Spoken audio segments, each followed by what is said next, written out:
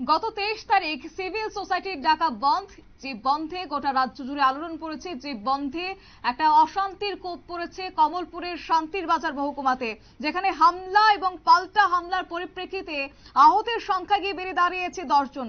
কারোর চিকিৎসা চলছে রাজ্যে, কেউ বা আবার বহিরাজ্যে চিকিৎসাধীন।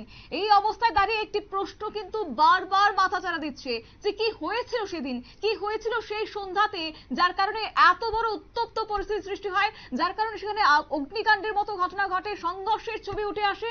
এই বিভিন্ন প্রশ্ন যখন মাথাচাড়া দিচ্ছে, ঠিক তখনই নিউজ ভ্যানগার্ড এক্সক্লুসিভ তুলে ধরেছে এক প্রত্যক্ষদর্শীর বক্তব্য। তিনি জানিয়েছেন সমস্ত বিষয়, যে ঠিক কিভাবে সংঘর্ষের সূত্রপাত হয়েছিল সেদিন সন্ধ্যায়।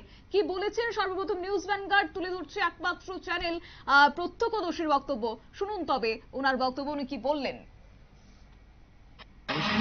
কি বলবো, পরিস্থিতিটা হয়তো স্ট্রাইক কাটলো, কিন্তু তাই দিনের বেলা তো শুধু ঘোরাঘুরি করলো, এখানে রাস্তা বন্ধ করলো। তারপর সন্ধ্যা 5টার সময় তারা একটা পিকেটিং নিয়ে বেরিয়ে, তখন ওই একটু উত্তেজিত অবস্থায় বাজারে গিয়েছে। প্রথমে দুইটা দোকান পথে হয়তো একটু ফাঁকা ফাঁকা দরজা পাক করে দেখছে কিছু টুকটাক, হ্যাঁ ওরা দেখেই সে টুকটা গেল যে আজকে বন্ধের দিন, তোমরা কেন দোকান দেখছো, কি বন মানছ না। এই শুরু হলো বাজার থেকে শুরু করেই আমরা এখান পর্যন্ত আসলো। আসার পরে এই দিল গাড়িতে 5টা আগুন, তারপরে দিল তার ঘরে আগুন, তারপর আমার দরজা ভাঙলো, লুটপাট করলো। আমিও ভয়ে ঘরের ভিতরে দরজা বন্ধ করে এসে আমি সিসি ক্যামেরা আসবো, আমি যতক্ষণ ওরা ক্যামেরাটা ভাঙছে না তখন পর্যন্ত আমি বাইরে সব চিত্র আমি দেখলাম।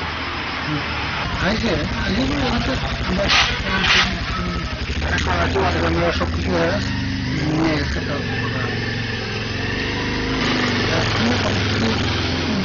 বোঝা গেছে না। মানে 163 টাকা গাড়ি করা আছে এখন পর্যন্ত, যার ফলে রাস্তাঘাটে লোকজন চলাফেরা করতে পারতেছে না, ট্রাফিকরা খুব কম নামতেছে বাজারে, বাজার তো কম। আচ্ছা, বাজার কেউ খুলতে সাহস পাইতেছে না, বাজার কমিটিও বাজার খোলার মতো কোনো নির্দেশ দিতে পারতেছে না, প্রশাসন থেকে কোনো মানে নাই যে বাজারটা খুলো, এই কথা প্রশাসন থেকেও বলতে পারতেছে না। আচ্ছা, যার ফলে বাজার এখন পর্যন্ত বন্ধ। আপনারা শুনলেন প্রত্যক্ষদর্শীর বক্তব্য। তিনি কি বললেন, সেই সময়টায় কি হয়েছিল। সন্ধে 5টা থেকে একটু একটু করে পরিস্থিতি উত্তপ্ত হতে থাকে বলে তিনি জানিয়েছেন। একই সঙ্গে তিনি এও বললেন যে পুলিশ প্রশাসন সেদিনটায় ছিল নির্বিকার। যদিও এই ঘটনার 4 দিন অতিবাহিত হওয়ার পরও এখনো পর্যন্ত জনসাধারণের মধ্যে আতঙ্ক কিন্তু বিরাজ করছে। তবে বর্তমান পরিস্থিতি কি রয়েছে জানবো, আমাদের সঙ্গে যুক্ত হয়েছে প্রতিনিধি মানুষ দে। মানুষ দা, কি জানতে পারছো? শতাব্দী, গত 23 তারিখ সিভিল সোসাইটি অফ ত্রিপুরার আহত যে রাজ্যব্যাপী যে 24 ঘন্টার বন্ধ ছিল, সেই বন্ধকে কেন্দ্র করে মোটামুটি সারা রাজ্যে বিক্ষিপ্ত কিছু ঘটনা ছাড়া শান্তিপূর্ণভাবেই চলছিল। যদিও বিভিন্ন জায়গায় সংগঠনের থেকে পথ অবরোধ, টায়ার জ্বালিয়ে অবরোধ, এই ধরনের ঘটনা ঘটছে, এবং আগরতলাতে রাজ্য সরকারের যে সমস্ত কর্মচারী বা বিভিন্ন বেসরকারি যে কর্মচারীরা ছিল, তাদেরকে যাতায়াতের ক্ষেত্রে বাইক নিয়ে এমনকি পায়ে হেঁটে যাওয়ার ক্ষেত্রে কিন্তু সংগঠনের দ্বারা বাধা দানের চেষ্টা করেছে। কিন্তু কমলপুরে বিকেল 5টার পর একটি অগ্নিগর্ভ পরিস্থিতি শুরু হয়। এই পরিস্থিতির কারণে কমলপুরের শান্তির বাজারে বেশ কয়েকটি দোকান একদম সম্পূর্ণ ভস্মীভূত হয়ে যায়, এবং রাবার সহ একটি পণ্যবাহী লরিও কিন্তু ভস্মীভূত হয়, এবং এই ঘটনায় বেশ কয়েকজন কিন্তু আহত হয়। তাদের মধ্যে 3 জনের আঘাত গুরুতর ছিল। সেই 3 জনকে জিবি হাসপাতালে আনা হয়েছিল। সেই জিবি হাসপাতালে বর্তমানে 2 জন বিডিও এবং একজন ইঞ্জিনিয়ার সাহেব কিন্তু বর্তমানে এখনো জিবি হাসপাতালে চিকিৎসাধীন অবস্থায় আছে। এখন আজকে আমাদের নিউজ ভ্যানগার্ডের প্রতিনিধিরা ওই সমস্ত জায়গায় যখন পরিদর্শনে যায়, তখনও কিন্তু গিয়ে দেখে একদম থমথমে অবস্থা। বাজার হাট সমস্ত কিছু বন্ধ, দোকানপাট বন্ধ, মানুষের মধ্যে একটি অজানা আতঙ্ক কিন্তু বিরাজ করছে। যদিও রাজ্য পুলিশ প্রশাসনের উচ্চ আধিকারিকরা ঘটনাস্থলে আছেন, ওনারা কিন্তু ওই কমলপুর শান্তির বাজারের স্বাভাবিক পরিস্থিতি ফিরিয়ে আনার জন্য ওনারা চেষ্টা করছেন।